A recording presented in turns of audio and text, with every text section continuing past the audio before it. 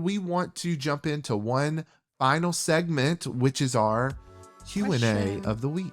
Yeah, we had so many questions come in at our marriage getaway, and there was no way for us to answer all of them. So we wanted to start answering them through the podcast, but also give you guys an opportunity to submit your questions as well. So if you want to submit it, you can text us through our ministry phone number, 864-428-7131, or you can go to @moremosforever and just DM us, and you'll be maybe one of the questions that we read and answer. We're going to do one a week in this segment. So what's the question this week, Victoria? So the question of this week is, if your spouse roles are reversed, how do you get them fixed?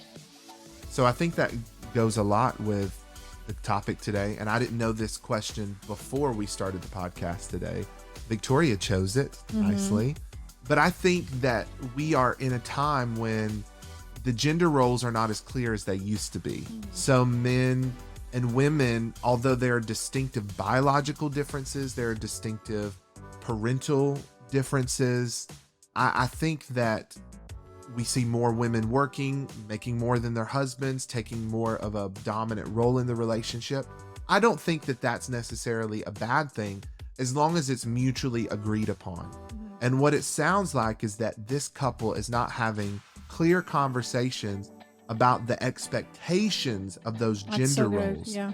And so it starts with communication, and then you set your expectations and you work through them and make sure you're flexible, because at this point you're already married. If you were in the dating phase, I'd say you could renegotiate, see if it's compatible, and then whether or not you will want to be married. But now you've got to negotiate with what those gender roles are going to be in the house. And again, obviously there's biological roles, there's physical roles, parental roles that cannot be changed. But other dynamics like the allocation of household responsibilities, cooking, who cooks, who washes the dishes, who does the laundry, stays home. If you're both, because it's very different nowadays. Yes, so. if you're both working, then I think you should share equal responsibilities in the home as well. It's absolutely not fair to put that on one of the spouse to do all the tasks, especially with a lot of women stepping in. I mean, I've been seeing a lot of dads, stay-at-home dads, and that's been kind of incredible to see that dynamic shift. And one of the things that we tell couples as well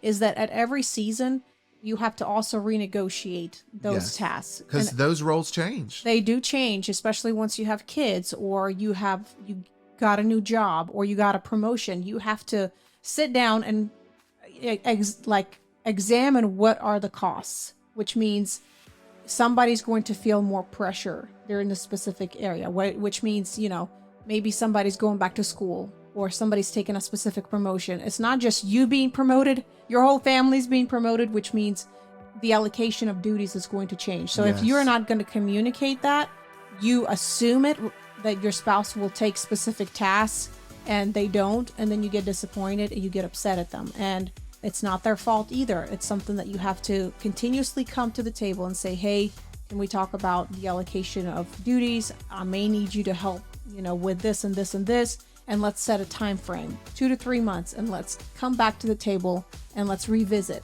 Are we happy with this? Are we not happy with this? What else can we change to help make sure that everybody feels supported in what it is that they're doing? And I want to end off this question by saying, don't give into the lies that make you believe that masculinity can only be presented in one form, which is dominant, extroverted, loud, and outspoken.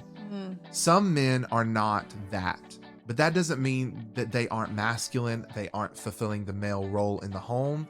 There are men who are introverted in as much as there are women who are introverted, and there are women who are more dominant. I think that it's understanding mutual submission. It's understanding that even with the most introverted man, he still has to step up to the plate and make the effective decisions for his household. Ultimately, he has to take responsibility for that. But outside of it, in a public dynamic, even in your careers or in the house, it's okay for her to be more dominant in her personality and extroverted than he is. Again, it's making sure at the end of the day that he's taking responsibility for making primary decisions that they mutually agree upon, and that he is not allowing himself to fall by the wayside in terms of his personal and spiritual growth. But that's also making a broad assumption that people who are introverted could also be slackers. You see how we can feed into that? You know, that, oh, because they're introverted, they're less productive, or because they're not as outspoken, then they are not as effective. So not giving into these stereotypes of what it means to be a man and a woman in marriage is going to be important. So Yeah. I hope that answered your question.